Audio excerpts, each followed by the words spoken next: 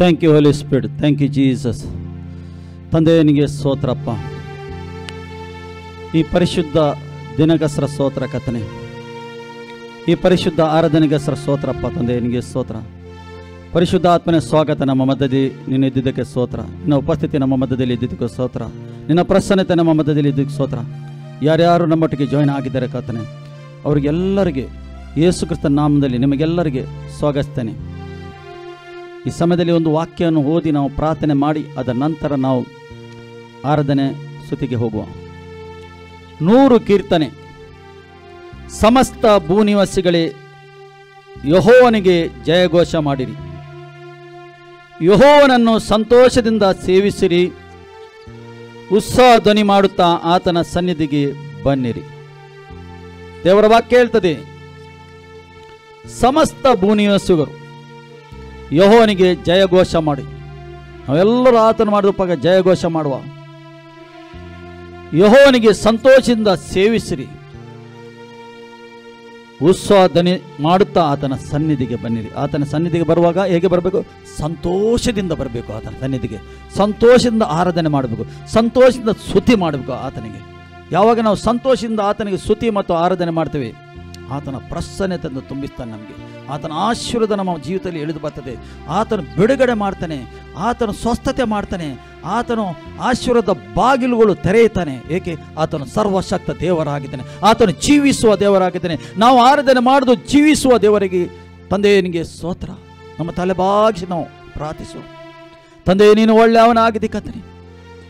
ನಿನ್ನ ಅಪಾರವಾದ ಪ್ರೀತಿಗಸರ ಸ್ತೋತ್ರಪ್ಪ. ನಿನ್ನ ವಾಕ್ಯ ಹೇಳ್ತದೆ ಕರ್ತನೇ, ಆತನಿಗೆ ಆರಾಧನೆ ಮಾಡು, ಆತ್ಮದಿಂದಲೂ ಸತ್ಯದಿಂದಲೂ ಆರಾಧನೆ ಮಾಡಬೇಕು. ನಿನ್ನ ವಾಕ್ಯ ಹೇಳ್ತದೆ, ಇಂಥವರೇ ಎಂದು ಆರಾಧನೆ ಮಾಡಬೇಕು. ನಿನ್ನ ವಾಕ್ಯ ಹೇಳ್ತದೆ ಕರ್ತನೇ. ಒಂದು ಪ್ರಜೆಯನ್ನು ನಾನು ಸಿದ್ಧ ಮಾಡ್ತೇನೆ ಎಂದು ನಿನ್ನ ವಾಕ್ಯ ಹೇಳ್ತದೆ ಕರ್ತನೇ. ಹೌದು ಕರ್ತನೇ, ನಿನ್ನ ಮಕ್ಕಳು ಸಿದ್ಧವಾಗ್ತಾ ಇದ್ದಾರೆ ಈ ಲೋಕದಲ್ಲಿ ಕರ್ತನೇ. ತಂದೆ, ನಿನಗೆ ಸ್ತೋತ್ರಪ್ಪ. ನೀನು ನಮ್ಮ ಮಧ್ಯದಲ್ಲಿ ಚಲಿಸಬೇಕೆಂದು ನಾನು ಪ್ರಾರ್ಥನೆ ಮಾಡ್ತೇನೆ ಈ ಸಮಯದಲ್ಲಿ ಕರ್ತನೇ. ಕರ್ತನೇ, ನೀನು ಒಳ್ಳೆಯವನಾಗಿದೆ ಕರ್ತನೇ. ನೀನು ಚಲಿಸು ನಮ್ಮ ಮಧ್ಯದಲ್ಲಿ. ನಿನ್ನ ಮಕ್ಕಳಿಗೆ ಅಭಿಷೇಕದಿಂದ ತುಂಬಿಸು ಕರ್ತನೇ. ಸ್ತೋತ್ರಪ್ಪ. ರಾಜಾದಿರಾಜನ ಸ್ತೋತ್ರ. ಸಿಂಹಾಸನರೂಢನಾದ ತಂದೆಯನಿಗೆ ಸ್ತೋತ್ರಪ್ಪ. ನೀನು ಮಹಿಮೆ ಹೊಂದಬೇಕು ಕರ್ತನೆ. ನಿನಗೆ ಸ್ತುತಿ ಕರ್ತನೆ, ನಿನಗೆ ಘನ, ನಿನಗೆ ಮಾನ ಕರ್ತನೆ. ನೀನು ಒಬ್ಬನು ಮಾತ್ರ ಸ್ತುತಿ ಆರಾಧನೆಗೆ ಯೋಗ್ಯನಾಗಿ ತಂದೆ. ಸ್ತೋತ್ರ. ಮುಂದಿನ ಸಮಯ ನನಗೆ ನಡೆಸು ಕರ್ತನೆ, ಯೇಸು ನಾಮದಲ್ಲಿ ತಂದೆ, ಆಮೇನ್. ಈ ಸಮಯದಲ್ಲಿ ನಾವು ಆತನಿಗೆ ಮನಪೂರ್ವಕವಾಗಿ ಸ್ತುತಿಸುವ, ಆರಾಧಿಸುವ, ಚಪ್ಪಾಳೆಯನ್ನು ತಟ್ಟಿ ಆತನಿಗೆ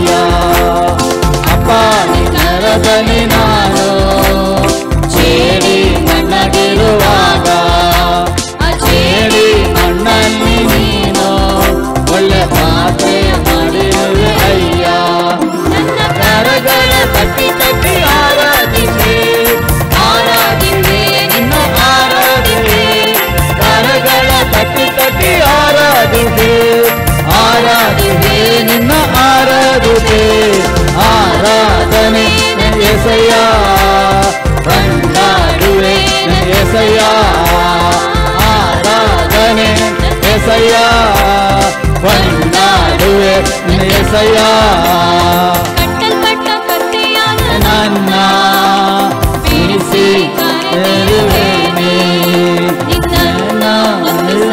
ಅಂತೆ ನನ್ನನ್ನು ಉಪಯೋಗಿಸಿರುವೆ. ಕಥೆಯಾದ ನನ್ನ ಬಿಡಿಸಿ ಕರೆದಿರುವೇನೆ. ನಿನ್ನನ್ನು ಉಪಯೋಗಿಸುವಂತೆ ನನ್ನನ್ನು ಉಪಯೋಗಿಸಿರುವೆ. ನನ್ನ ಕರಗಳ ಕಟ್ಟಿ ಕಟ್ಟಿ ಆರಾಧಿಕೆ, ಆರಾಧಿಕೆ, ನಿನ್ನ ಆರಾಧಿಕೆ. ಕರಗಳ ಕಟ್ಟಿ ಕಟ್ಟಿ ಆರಾಧಿಕೆ, ಆರಾಧಿಕೆ, ನಿನ್ನ ಆರಾಧಿಕೆ. ಆರಾಧನೆ ಎಸಯ್ಯ, ಕೊಂಡಾಡುವೆ ಎಸಯ್ಯ. ಆರಾಧನೆ ಎಸಯ್ಯ.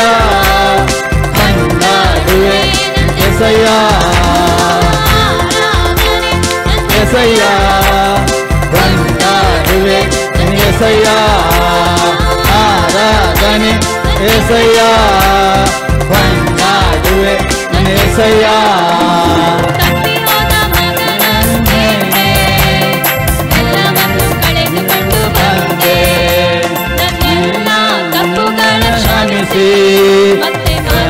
ಸ್ಥಾನವನ್ನು ಕೊಟ್ಟೆ ತಪ್ಪಿಹೋದ ಮಗನಂತಿದ್ದೆ ಎಲ್ಲವನ್ನು ಕಳೆದುಕೊಂಡು ಬಂದೆ ಎಲ್ಲ ತಪ್ಪುಗಳ ಕ್ಷಮಿಸಿ ಮರಣವನ್ನು ನೀಡಿದೆ ಕರಗಳ ತಟ್ಟಿ ತಟ್ಟಿ ಆರಾಧಿತೆ ಆರಾಧಿತೆ ನಿನ್ನ ಆರಾಧಿತೆ ನಿನ್ನ ಕರಗಳ ತಟ್ಟಿ ತಟ್ಟಿ ಆರಾಧಿತೆ ಆರಾಧಿತೆ ನಿನ್ನ ಆರಾಧಿತೆ ಆರಾಧನೆ ಏಸಯ್ಯ ಕೊಂಡಾಡುವೆ ಏಸಯ್ಯ ಆರಾಧನೆ ಏಸಯ್ಯ ಕೊಂಡಾಡುವೆ ಏಸಯ್ಯ ಏಸಯ್ಯ ಕೊಂಡಾಡುವೆ ಏಸಯ್ಯ ಏಸಯ್ಯ ಕೊಂಡಾಡುವೆ ಏಸಯ್ಯ ಆರಾಧನೆ ಕೊಂಡಾಡುವೆ ಏಸಯ್ಯ ಆರಾಧನೆ ಏಸಯ್ಯ ಕೊಂಡಾಡುವೆ ಏಸಯ್ಯ ಕರದಲ್ಲಿ ನಾನು ಜೇಡಿ ಮಣ್ಣಗಿರುವಾಗ ಜೇಡಿ ಮಣ್ಣಲ್ಲಿ ನೀನು ಒಳ್ಳೆ ಪಾತ್ರೆಯ ಮಾಡಿರುವೆ ಅಯ್ಯ ಅಪ್ಪ ನಿನ್ನರದಲ್ಲಿ ನಾನು ಜೇಡಿ ಮಣ್ಣಗಿರುವಾಗ ಆ ಜೇಡಿ ಮಣ್ಣಲ್ಲಿ ನೀನು ಒಳ್ಳೆ ಪಾತ್ರೆಯ ಮಾಡಿರುವೆ ಅಯ್ಯ ನನ್ನ ಕರಗಳ ತಟ್ಟಿ ತಟ್ಟಿ ಆರಾಧಿತೆ ಆರಾಧಿತೆ ನಿನ್ನ ಆರಾಧಿತೆ ನನ್ನ ಕರಗಳ ತಟ್ಟಿ ತಟ್ಟಿ ಆರಾಧಿತೆ ಆರಾಧಿತೆ ನಿನ್ನ ಆರಾಧಿತೆ ಆರಾಧನೆ ಏಸಯ್ಯ ಕೊಂಡಾಡುವೆ ಏಸಯ್ಯ ಆರಾಧನೆ ಏಸಯ್ಯ ಕೊಂಡಾಡುವೆ ಏಸಯ್ಯ ಆರಾಧನೆ ಏಸಯ್ಯ ಏಸಯ್ಯ ಆರಾಧನೆ ಏಸಯ್ಯ ಕೊಂಡಾಡುವೆ ಏಸಯ್ಯ ಆರಾಧನೆ ಏಸಯ್ಯ ಏಸಯ್ಯ ಆರಾಧನೆ ಏಸಯ್ಯ ಕೊಂಡಾಡುವೆ ಏಸಯ್ಯ ಗ್ಲೋರಿ ಗ್ಲೋರಿ ಗ್ಲೋರಿ. ಹೌದು ಕರ್ತನೇ, ಮಣ್ಣಾಗಿದ್ದ ನಮ್ಮನ್ನು ಕರ್ತನೇ ಮಣ್ಣಿನಿಂದ ನಮಗೆ ಕರ್ತನೇ ನೀನು ಸೃಷ್ಟಿ ಮಾಡಿದೆ ತಂದೆ. ಸ್ತೋತ್ರ. ಒಳ್ಳೆ ಪಾತ್ರೆಯಾಗಿ ನೀನು ಕರ್ತನೇ ಮಾಡಿ ನಮಗೆ ಉಪಯೋಗ ಮಾಡ್ತಾ ಇದ್ದೀವಿ ತಂದೆ. ನಿನಗೆ ಸ್ತೋತ್ರಪ್ಪ ರಾಜಾಧಿರಾಜ. ಅದಕ್ಕೋಸ್ಕರ ನಿನ್ನನ್ನು ಕೊಂಡಾಡ್ತೇವೆ ಕರ್ತನೇ, ನಿನ್ನನ್ನು ಆರಾಧಿಸುವೆ, ನಿನ್ನನ್ನು ಸ್ತುತಿಸುವೆ ಕರ್ತನೇ. ದೇವ ರಾಜಾಧಿರಾಜನಿಗೆ ಸ್ತೋತ್ರಪ್ಪ ತಂದೆ. ನಿನಗೆ ಸ್ತೋತ್ರ. ನಿನ್ನ ಅಪಾರವಾದ ಪ್ರೀತಿಗೆ ಸ್ತೋತ್ರ, ಅಪಾರ ದಯೆ ಕರ್ತನೇ, ಅಪಾರವಾದ ನಿನ್ನ ಕರುಣೆಗೆ ಸ್ತೋತ್ರ ಕರ್ತನೇ. ನಮ್ಮ ಮಧ್ಯದಲ್ಲಿ ನೀನು ಚಲಿಸ್ತಾ ಇದ್ದ ನಿನ್ನ ಪ್ರಸನ್ನತೆಗಾಗಿ ಸ್ತೋತ್ರ, ನಿನ್ನ ಉಪಸ್ಥಿತಿಗಾಗಿ ಸ್ತೋತ್ರ ಕರ್ತನೇ. ರಾಜಾಧಿರಾಜನು ನೀನಾಗಿದೆ ಕರ್ತನೇ. ದೇವ ಕರ್ತನೇ ನಿನಗೆ ಸ್ತೋತ್ರಪ್ಪ. ಜೀವಿಸೋ ದೇವರು ನಮ್ಮ ಸಂಗಡ ಇದ್ದಾನೆ. ಹಾಲೆಲೂಯಾ ರಾಜ. S S S.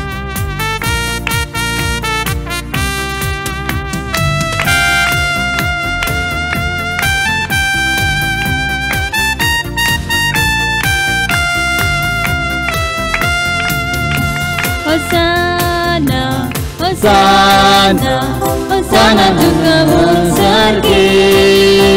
Hosanna, Hosanna, Hosanna Dukamu Sargi. Somyache namu Maria, Kaisatanu Karsina, Sarvamitu Kanavata, Hosanna Dukamu Sargi. Hosanna Dukamu Sargi. Jesus, Jesus Deva Jeshriye. Jesus, Jesus, जेजू देवाचे शेळये सम्याचे नाम वता अर्चता मुगसिता सर्व मेलुकना वार्ता जेजू देवाचे शेळये जेजू देवाचे शेळये महिमा महिमा महिमा रायाच्या राया महिमा महिमा महिमा रायाचा राया सम्याचे नाम वता अर्चता मुगसिता सर्व मेलुकना वार्ता महिमा रायाचा राया महिमा रायाचा राया Hosanna, Hosanna, Hosanna, Sargi, Hosanna, Hosanna, Hosanna, Hosanna, Sargi, सम्याचे नाम Gata, अर्चता Sita, सर्व मेलुकना Varta, Sana Duka, Sargi. Sana Duka Sargi Jesu Jesu Jesu देवाचे शेळये Jesu Jesu Jesu देवाचे शेळये सम्याचे नाम नाम सदा अर्चता मुगसिता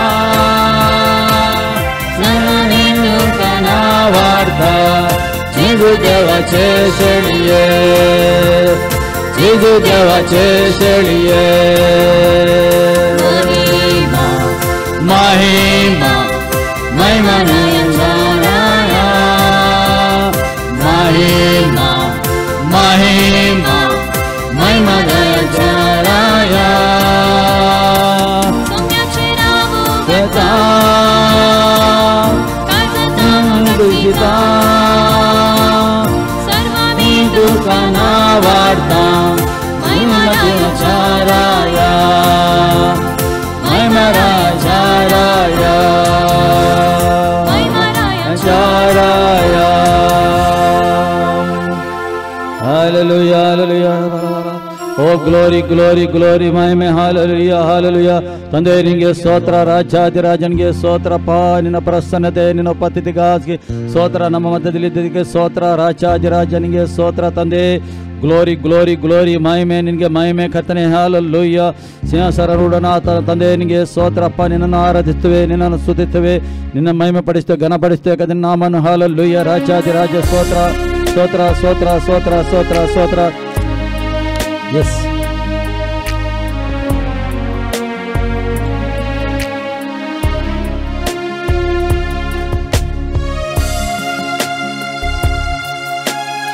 Glory, glory, glory, glory. Yes.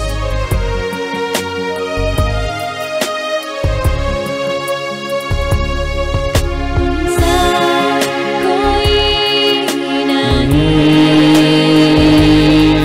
तुमसा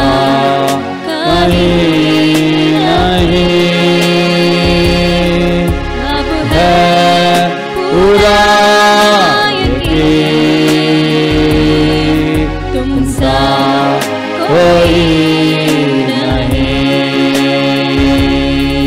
तुमसा कोई तुमसा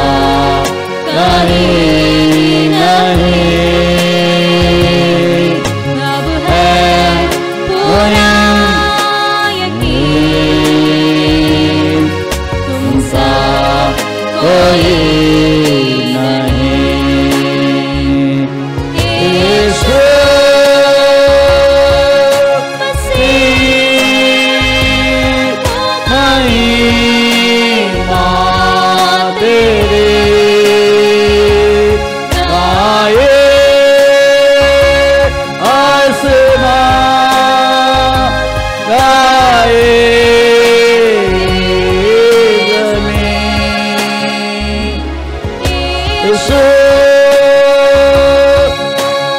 ಸ್ತುತಿ ಮಹಿಮಾ तेरे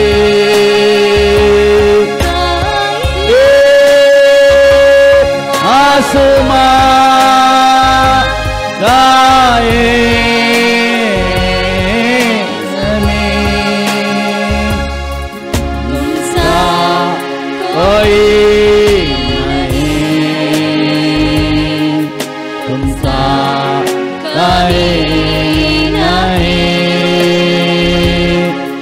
अब है कोई तुमसा कोई नहीं तुमसा कोई नहीं तुमसा कोई नहीं अब है पूरा यकीन तुमसा कोई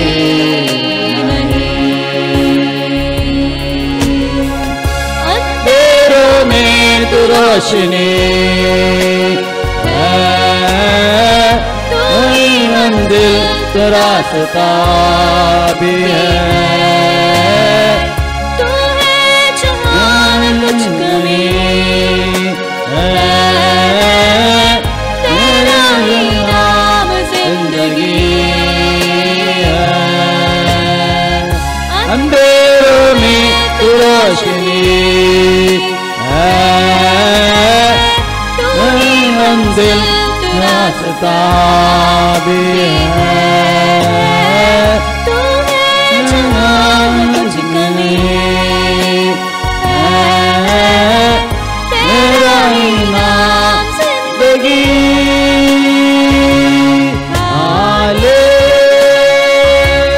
hallelujah hallelujah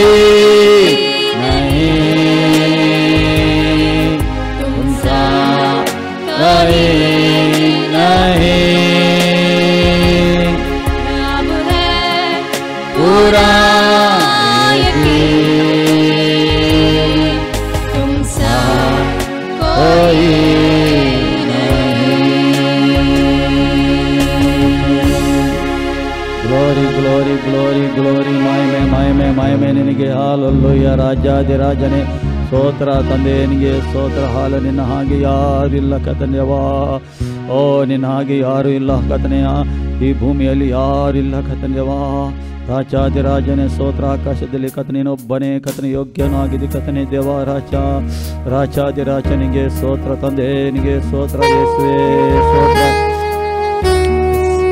thank you thank you thank you thank you thank you thank you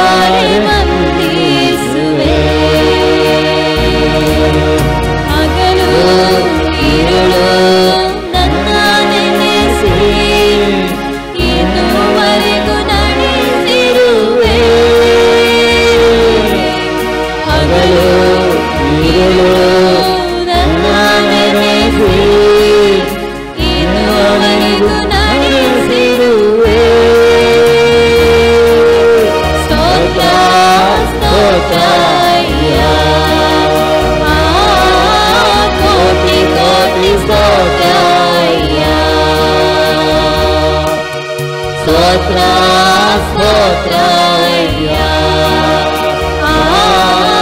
ಕೋಟಿ ಕೋಟಿ ಸ್ತೋತ್ರ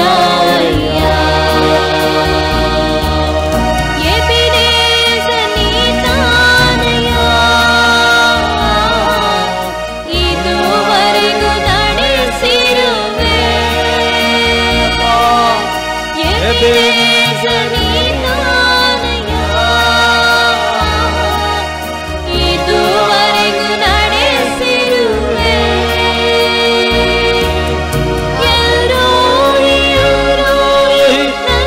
ನನ್ನನ್ನು ಕಂಡಿರುವೆ ಹೇಗೆ ನಾನು ವಂದಿಸಲಿ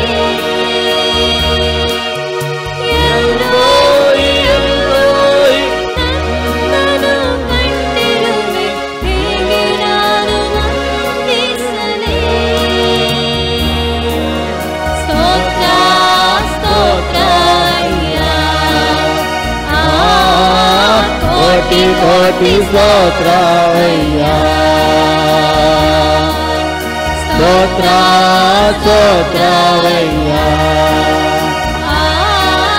ಕೋಟಿ ಕೋಟಿ ಸ್ತೋತ್ರ ಸ್ತೋತ್ರ ಸ್ತೋತ್ರ ಕೋಟಿ ಕೋಟಿ ಸ್ತೋತ್ರ ಸ್ತೋತ್ರ ಸ್ತೋತ್ರ ಕೋಟಿ ಕೋಟಿ ಸ್ತೋತ್ರ ಮರೆಯದೆ ನೆನೆಸಿರುವೆ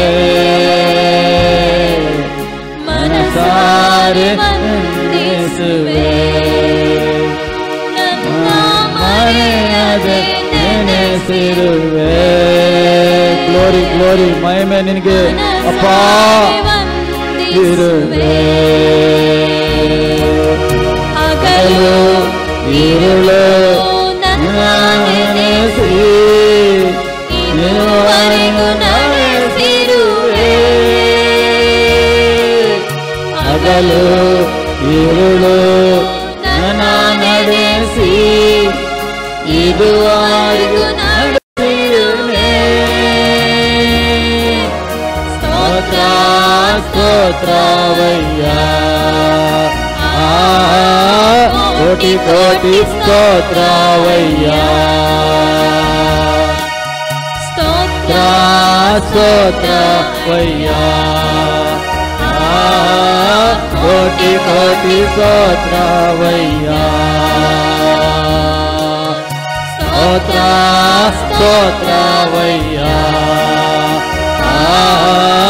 ಕೋಟಿ ಕೋಟಿ ಸ್ತೋತ್ರವಯ್ಯ ಹತ್ತಿರಕ್ಕೆ ಬರುವೆ ನಾನು ನಿನ್ನ ಹತ್ತಿರಕ್ಕೆ ಬರುವೆ ನಾನು ಹತ್ತಿರಕ್ಕೆ ಬರುವೆ ನಾನು ನಿನ್ನ ಹತ್ತಿರಕ್ಕೆ ಬರುವೆ ನಾನು ಕೋಡಿ ಕೋಡಿ ಬಂದಿರುವೆ ನನ್ನ ಬಲವು ಜಯವಾದ ನಿನ್ನಡಿಗೆ ಓಡಿ ಓಡಿ ಬಂದಿರುವೆ ನನ್ನ ಬಲವು ಜಯವಾದ ನಿನ್ನಡಿಗೆ ಯೇಸು ನಿನ್ನನ್ನು ಆರಾಧಿಸುವೆ ನೀನೇ ನನಗೆಲ್ಲವೂ ಯೇಸು ನಿನ್ನ ಆರಾಧಿಸುವೆ ನೀನೇ ನನ್ನ ಸರ್ವಸ್ವವು ಯೇಸು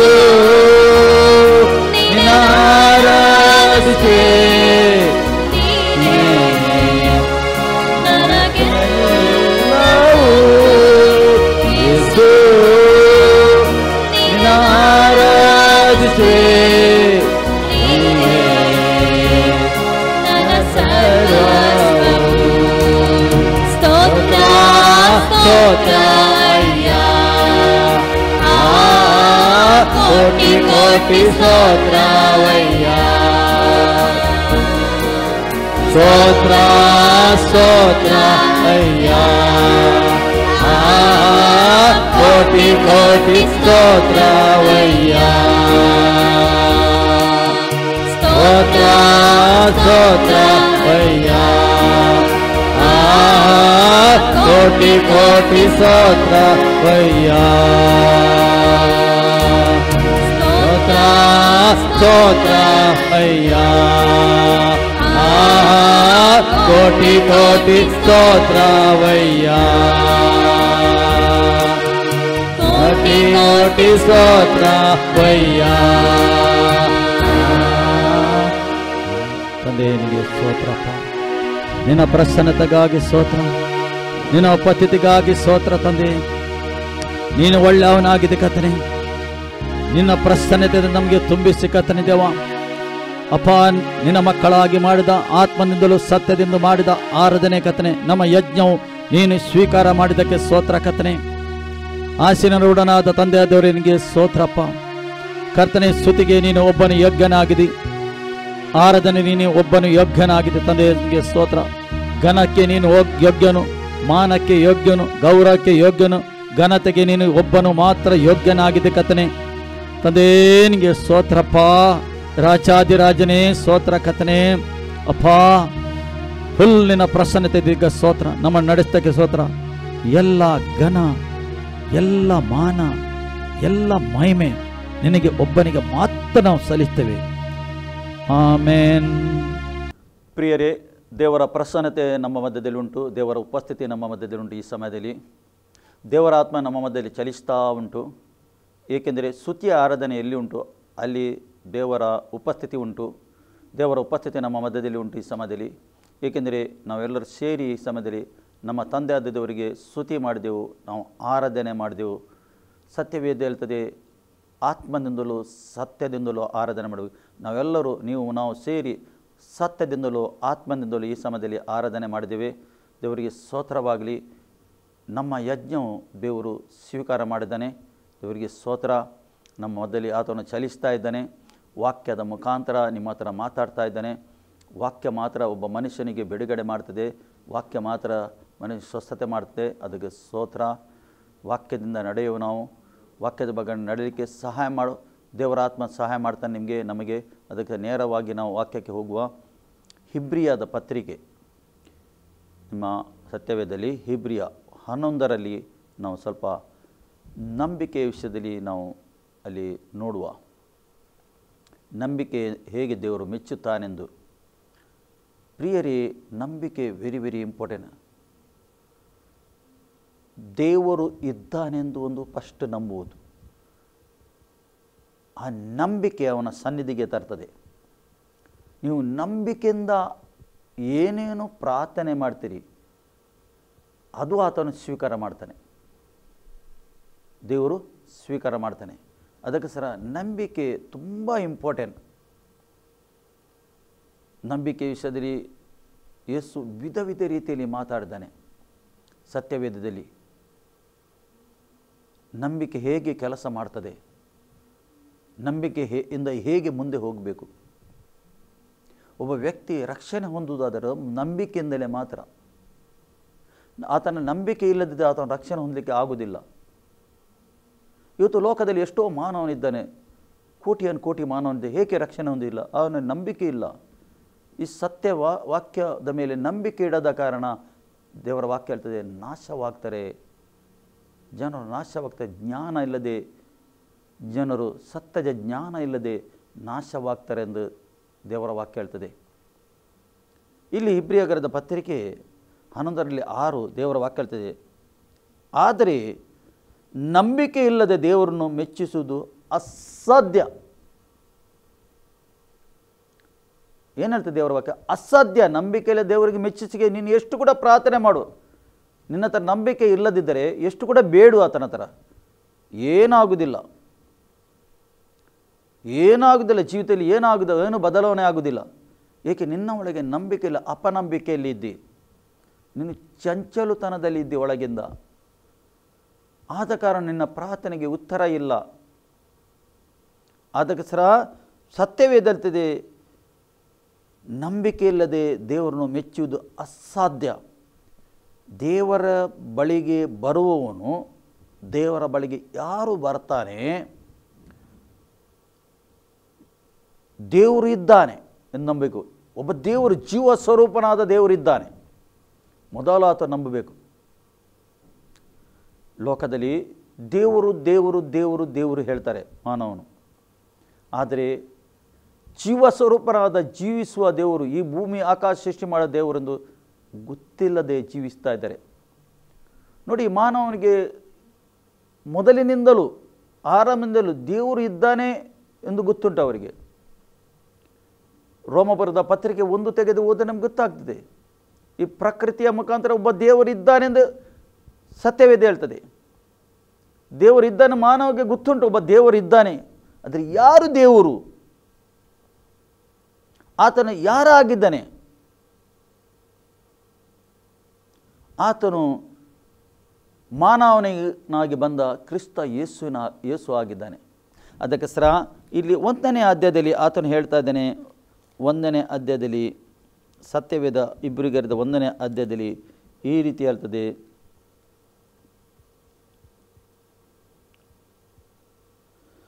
ಪುರಾತನ ಕಾಲದಲ್ಲಿ ನಮ್ಮ ಪಿತೃಗಳ ಸಂಗಡ ಪ್ರವಾದಿಗಳ ಬಾಯಿಂದ ಭಾಗವಾಗಿ ವಿಧ ವಿಧವಾಗಿ ಮಾತಾಡಿದ ದೇವರು ಈ ಅಂತ್ಯ ದಿನಗಳಲ್ಲಿ ನಮ್ಮ ಸಂಗಡ ಮಗನ ಮುಖಾಂತರ ಮಾತಾಡಿದ್ದಾನೆ. ಈತನನ್ನು ಎಲ್ಲದಕ್ಕೂ ಬಾಧ್ಯನಾಗಿ ನೇಮಿಸಿದ್ದಾನೆ. ನೋಡಿ, ಈ ಮಗನ ಮುಖಾಂತರ ದೇವರು ಮಾತಾಡಿದನು. ದೇವರು ಯಾರಾಗಿದ್ದಾನೆಂದು ಮಗನಿಗೆ ನೋಡಿದರೆ ಗೊತ್ತಾಗ್ತದೆ. ಒಬ್ಬ ದೇವರು ಇದ್ದಾನೆಂದು ಮಗನಿಗೆ ನೋಡಿದರೆ ಆಯಿತು. ದೇವರ ಯಾವ ಸ್ವಭಾವ ಎಂದು ಯೇಸು ತೋರಿಸಿಕೊಟ್ಟಿದ್ದಾನೆ. ದೇವರು ಯಾರಾಗಿದ್ದಾನೆ ಯೇಸು ತೋರಿಸಿಕೊಟ್ಟಿದ್ದಾನೆ. ಪುರಾತನ ಕಾಲದಲ್ಲಿ ಪಿತೃಗಳ ಸಂಗಡ ಮಾತಾಡ್ತಿದ್ದ ದೇವರು, ಪ್ರವಾದಿ ಮುಖಾಂತರ ಮಾತಾಡ್ತಿದ್ದ. ಈಗ ಜನರ ಥರ ಮಾತಾಡಬೇಕಾದ್ರೆ ಪ್ರವಾದಿ ಒಳಗೆ ದೇವರ ಆತ್ಮವು ಇಳಿದು ಬರ್ತಿತ್ತು, ಮಾತಾಡ್ತಿತ್ತು, ಹೋಗುತ್ತಿತ್ತು, ಅಷ್ಟೇ ಕೆಲಸ ಮಾಡ್ತಿದ್ದು. ಆದರೆ ಸತ್ಯವೇದ ಹೇಳ್ತದೆ, ವಿಧ ವಿಧ ಭಾಗವಾಗಿ ಮಾತಾಡಿದ. ಯೇಸು ಕ್ರಿಸ್ತನು ಬರುವ ಮೊದಲು ಎಷ್ಟೋ ಪ್ರವಾದಿಗಳು ಬಂದಿದ್ದಾರೆ ಲೋಕಕ್ಕೆ. ಆ ಪ್ರವಾದಿಗಳ ಮುಖಾಂತರ ದೇವರು ಮಾತಾಡಿದ್ದಾನೆ. ಆದರೆ ಈ ಕಡೇ ಕಾಲದಲ್ಲಿ ಮಗನ ಮುಖಾಂತರ ದೇವರು ಮಾತಾಡಿದ್ದಾನೆ. ಯಾರು? ಯೇಸು ಕ್ರಿಸ್ತನ ಮುಖಾಂತರ ದೇವರು ಮಾತಾಡಿದ. ದೇವರು ಯಾರಾಗಿದ್ದಾನೆ ಎಂದು ಯೇಸು ಹೇಳ್ತಾ ಇದ್ದಾನೆ. ಯೇಸು ವಿಧ ವಿಧ ರೀತಿಯಲ್ಲಿ ಮಾತಾಡಿದ. ತಂದೆ ನನ್ನಲ್ಲಿದ್ದಾನೆ, ನಾನು ಇದ್ದೇನೆ, ನಾವು ಇಬ್ಬರು ಒಂದಾಗಿದ್ದೇವೆ, ನನ್ನಷ್ಟಕ್ಕೆ ನಾನು ಮಾತಾಡುವುದಿಲ್ಲ, ತಂದೆ ನನ್ನಲ್ಲಿ ಇದ್ದು ಮಾತಾಡ್ತಾ ಇದ್ದಾನೆ. ನೀವೆಲ್ಲ ಈ ಕ್ರಿಯೆಗಳು ಎಲ್ಲ ನೋಡ್ತೀರಲ್ಲ, ಅದ್ಭುತ, ಅದು ತಂದೆ ನನ್ನಲ್ಲಿ ಇದ್ದು ಮಾಡ್ತಾ ಇದ್ದಾನೆ ಎಂದು ಹೇಳ್ತಾನೆ. ನಾನು ಮೇಲಿನಿಂದ ಬಂದಿದ್ದೇನೆ, ನೀವು ಲೋಕದವರು, ನೀವು ಲೋಕದ ಭಾಷೆ ಮಾತಾಡ್ತೀರಿ, ನಾನು ಮೇಲಿನ ಭಾಷೆ ಮಾತಾಡ್ತೇನೆ. ಏಕೆ ನೀವು ಲೋಕದಲ್ಲಿದ್ದಿ, ನಾನು ಮೇಲಿನ ಭಾಷೆ ಮಾತಾಡೋ ನಿಮಗೆ ಅರ್ಥ ಆಗುವುದಿಲ್ಲ. ಬಿಡಿಸಿ ಮಾತಾಡಿದ್ದಾನೆ. ನಾನು ಕುರುಬನಾಗಿದ್ದೇನೆ, ನೀವು ಕುರಿಗಳಾಗಿದ್ದೀರಿ. ನೀವು ಕುರುಬನ ಹಿಂದೆ ಬಂದರೆ ಸರಿಯಾದ ಸ್ಥಳಕ್ಕೆ ನೀವು ಸೇರಿತೀರಿ. ನಾನು ಬಾಗಿಲಾಗಿದ್ದೇನೆ, ಯೇಸು ಹೇಳ್ತಾನೆ, ನಾನು ಪರಲೋಕದ ಬಾಗಿಲಾಗಿದ್ದೇನೆ. ನನ್ನಲ್ಲಿ ಬರುವವನು ಸರಿಯಾದ ರೀತಿಯಲ್ಲಿ ಒಳಗೆ ಹೋಗ್ತಾನೆ, ಹೊರಗೆ ಬರ್ತಾನೆ. ವಿಧ ವಿಧ ರೀತಿಯಲ್ಲಿ ಯೇಸು ಮಾತಾಡಿದ್ದಾನೆ. ಮಗನು ಬಿಡುಗಡೆ ಕೊಟ್ಟರೆ ನಿಮಗೆ ಸಂಪೂರ್ಣವಾಗಿ ಬಿಡುಗಡೆ, ಯೇಸು ಹೇಳ್ತಾನೆ. ಒಂದು ಕಡೆಯಲ್ಲಿ ಹೇಳ್ತಾನೆ ಯೇಸು, ಸೈತಾನಿಗೆ ಸಂಬಂಧಪಟ್ಟದ್ದು ನನ್ನ ಹತ್ರ ಒಂದು ಇಲ್ಲ, ಯೇಸು ಹೇಳ್ತಾನೆ. ಈ ರೀತಿ ವಿಧ ವಿಧ ರೀತಿಯಲ್ಲಿ ಯೇಸು ಮಾತಾಡಿದ. ಜನರಿಗೆ ಕರುಣೆ ತೋರಿಸಿದ, ದಯೆ ತೋರಿಸಿದ. ಯೇಸುವಲ್ಲಿ ಬಂದವರಿಗೆ ಖಾಲಿ ಕೈಯಲ್ಲಿ ಕಳಿಸಲಿಲ್ಲ. ಯೇಸು ಯಾರಿಗೆ ಕೂಡ ಖಾಲಿ ಕೈಯಲ್ಲಿ ಕಳಿಸಿಲ್ಲ, ಅದ್ಭುತ ಮಾಡಿ ಸೂಚಕ ಕಾರ್ಯ ಮಾಡಿ ಕಳಿಸಿದ.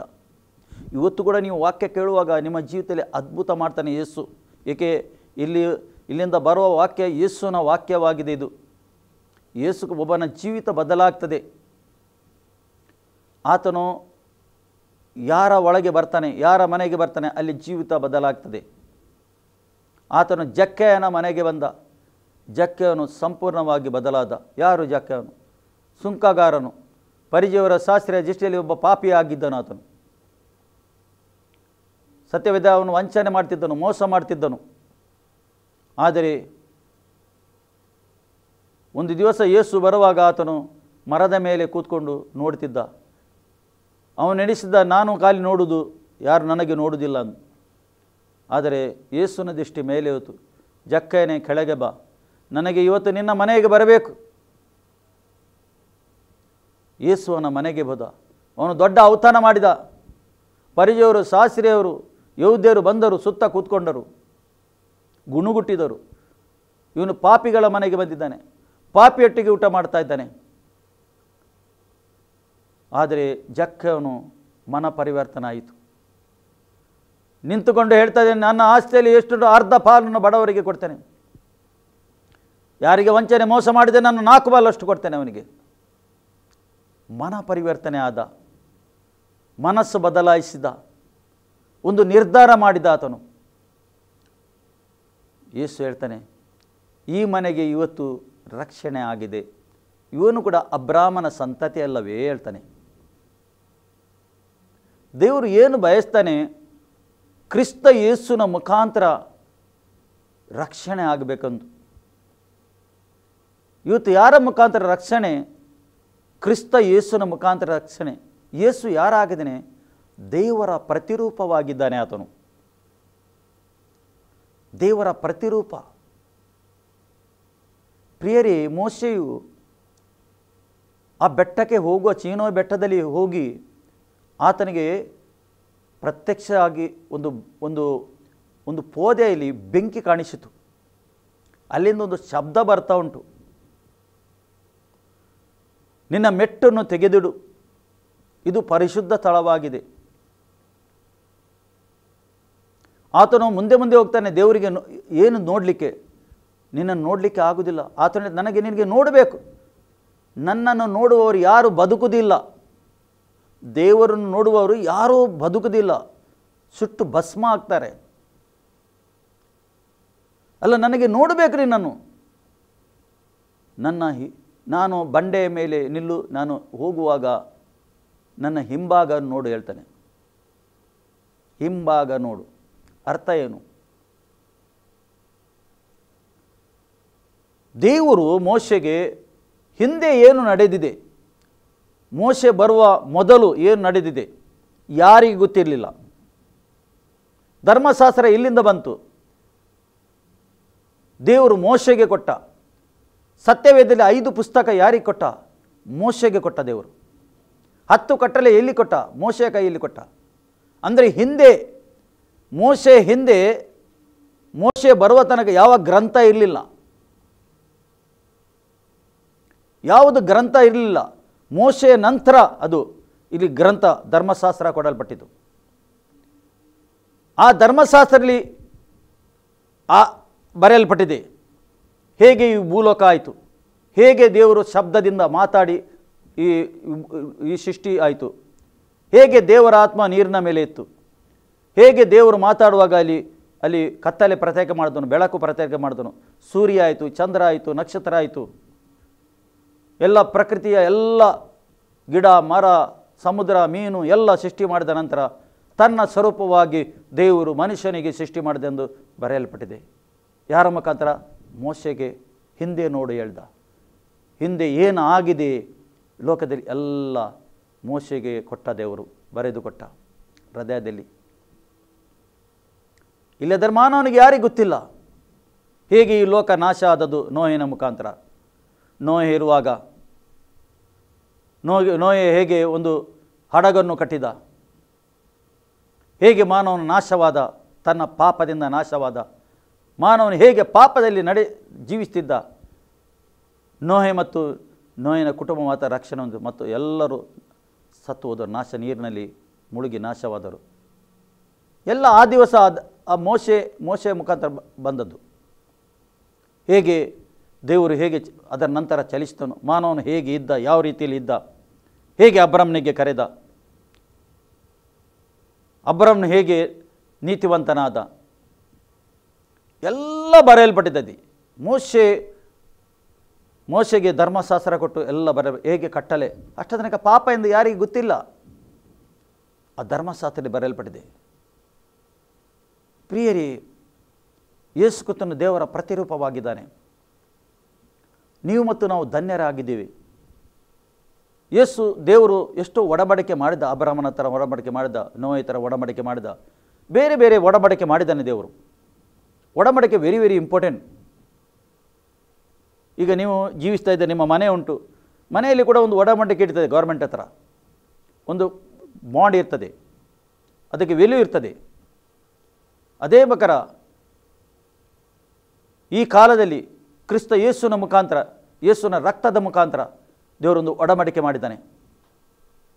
ಈ ಒಡಂಬಡಿಕೆ ಮಕ್ಕಳಾಗಿದೆ, ನಾವು ಹೊಸ ಒಡಂಬಡಿಕೆ ಮಕ್ಕಳಾಗಿದ್ದೇವೆ.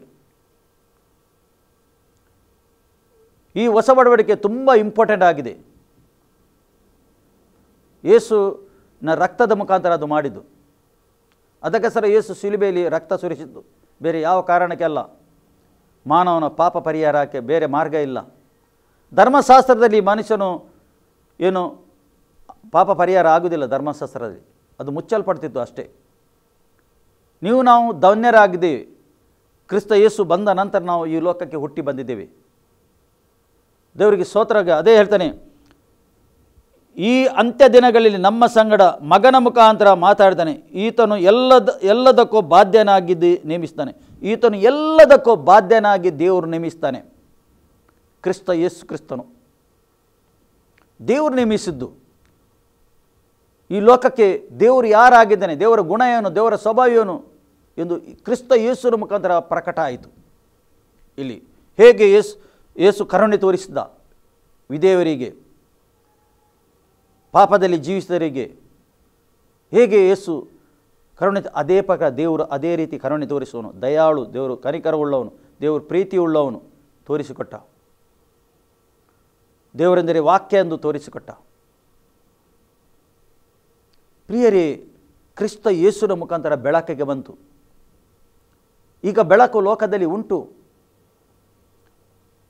ನೀವು ಹೊಸ ಒಡಂಬಡಿಕೆಯಲ್ಲಿ ದೇವರ ಮಕ್ಕಳಾಗಿದ್ದೀರಿ. ನೀವು ನೋಡಿ, ಇಲ್ಲಿ ಹೇಳ್ತದೆ, ಈತನ ಮೂಲಕ ಜಗತ್ತನ್ನು ಉಂಟು ಮಾಡಿದನು. ಈತನ ಮೂಲಕ, ಕ್ರಿಸ್ತ ಯೇಸುವಿನ ಮುಖಾಂತರ ಜಗತ್ತನ್ನು ಉಂಟು ಮಾಡಿದನು. ಆತನಿಗೋಸ್ಕರ ಜಗತ್ತಾದದ್ದು ಕ್ರಿಸ್ತ ಯೇಸುವಿನ ಮುಖಾಂತರ.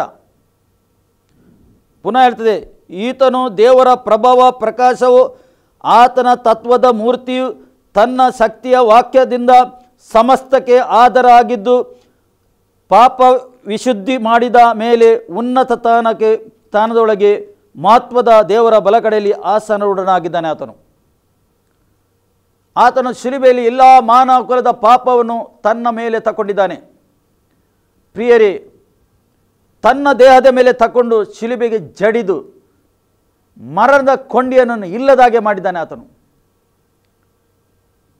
ಮಾನವನಿಗೆ ಮರಣ ಉಂಟು, ಆತ್ಮಿಕ ಮರಣ ಇಲ್ಲದಾಗೆ ಮಾಡಿದ್ದಾನೆ. ಸೈತಾನನ ಕೊಂಬನ್ನು ಮುರಿದಿದ್ದಾನೆ, ಅವನ ಹಲ್ಲನ್ನು ಮುರಿದಿದ್ದಾನೆ ಆತನು.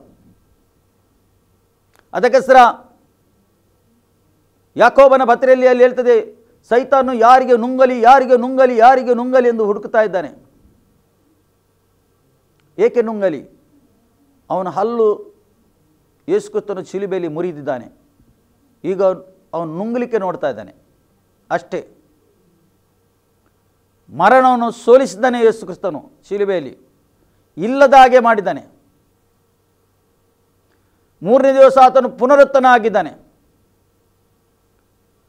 ಆತನು ಪರಲೋಕಕ್ಕೆ ಹೋಗಿ ದೇವರ ಬಲಪಾಸದಲ್ಲಿ ಕೂತ್ಕೊಂಡಿದ್ದಾನೆ, ಸಿಂಹಾಸನದಲ್ಲಿ ಇದ್ದಾನೆ. ಆತನು ಪುನಃ ಬರ್ತೇನೆ ಎಂದು ವಾಗ್ದಾನ ಮಾಡಿದ್ದಾನೆ.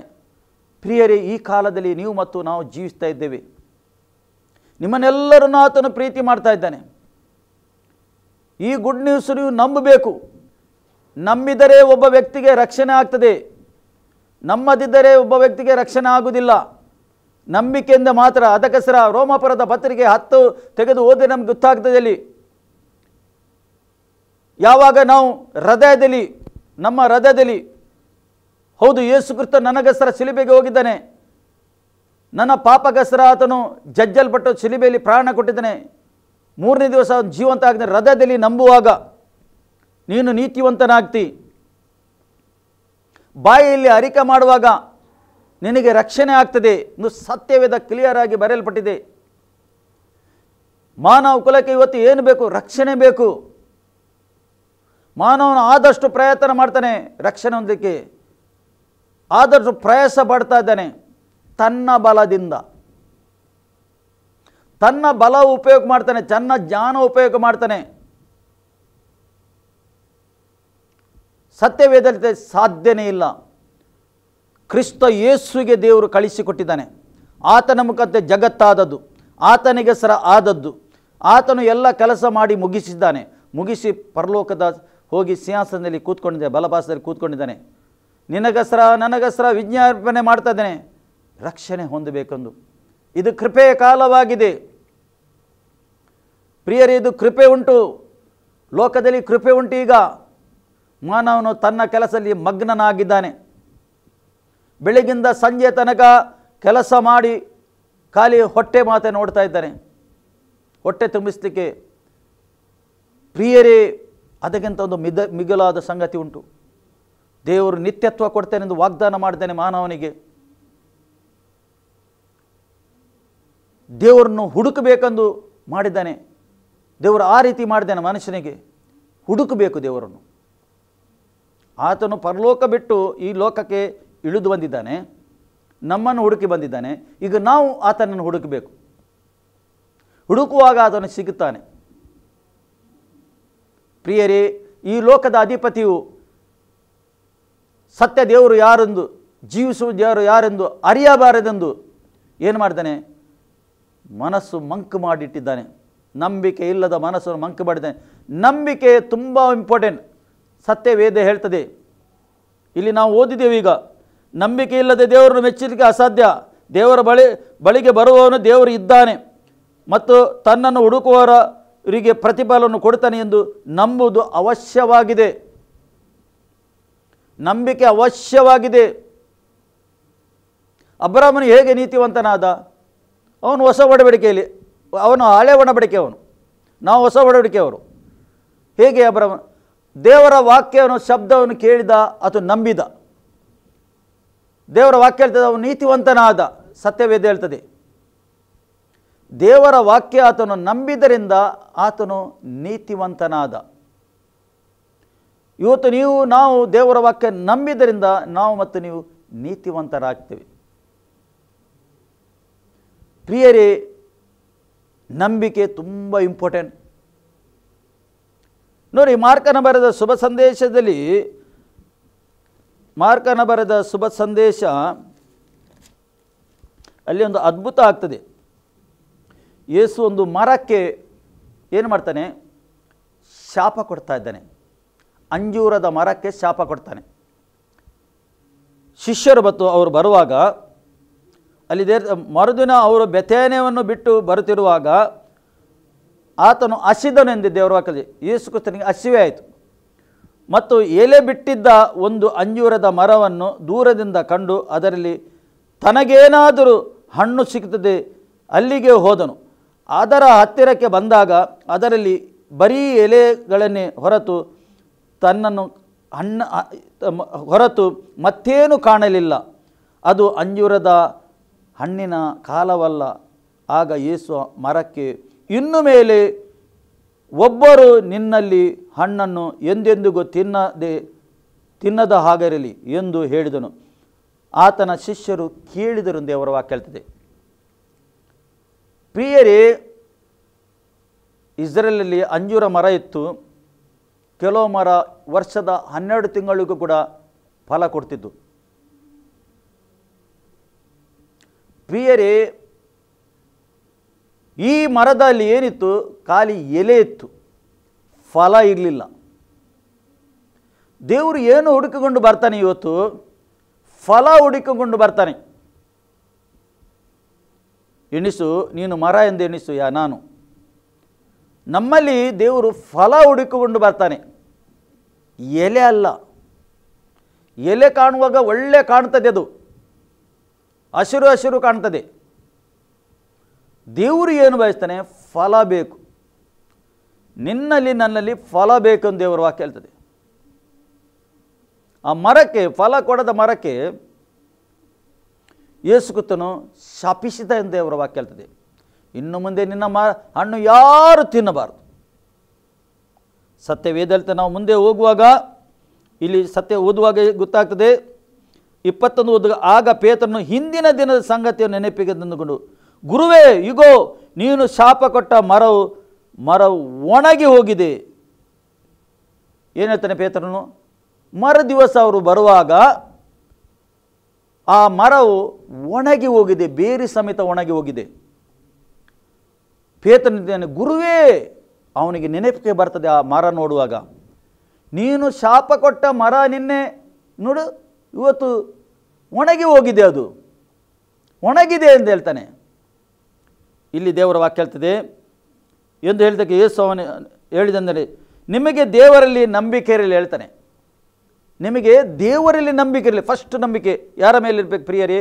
ದೇವರಲ್ಲಿ ನಂಬಿಕೆ ಇರಬೇಕು. ನಿಮಗೆ ದೇವರಲ್ಲಿ ನಂಬಿಕೆ ಇರಲಿ. ಪುನಃ ಹೇಳ್ತಾನೆ ಅಲ್ಲಿ, ನಿಮಗೆ ಸತ್ಯವಾಗಿ ಹೇಳ್ತಾನೆ. ಇವತ್ತು ನಿಮಗೆ ಕೂಡ ಹೇಳ್ತಾನೆ, ಸತ್ಯವಾಗಿ ಮಾತಾಡ್ತಾ ಇದ್ದಾನೆ, ಸತ್ಯವಾಗಿ ಹೇಳ್ತಾನೆ. ಯಾವನಾದರೂ ಈ ಬೆಟ್ಟಕ್ಕೆ ನೀನು ಕಿತ್ತುಕೊಂಡು ಹೋಗಿ ಸಮುದ್ರದಲ್ಲಿ ಬೀಳು ಎಂದು ತನ್ನ ಮನಸ್ಸಲ್ಲಿ ಸಂಶಯ ಪಡದೆ,